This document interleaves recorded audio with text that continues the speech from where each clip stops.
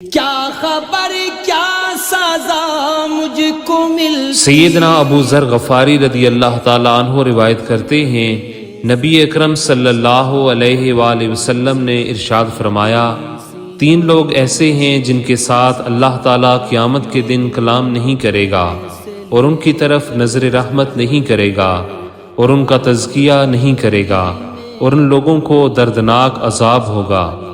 میں نے عرض کیا، یا رسول اللہ، وہ کون لوگ ہیں؟ وہ تو ہلاک ہو جائیں گے اور خسارے کا شکار ہو جائیں گے۔ نبی اکرم صلی اللہ علیہ وآلہ وسلم نے پھر یہ بات دہرائی تو میں نے عرض کی، وہ کون لوگ ہیں؟ نبی اکرم صلی اللہ علیہ وآلہ وسلم نے فرمایا، تکبر کی وجہ سے اپنے تہبند کو لٹکانے والا شخص، احسان جتانے والا شخص اور جھوٹی قسم اٹھا کر سامان فروخت کرنے والا شخص۔ میرے آقا نے یہ عزت بچا لی۔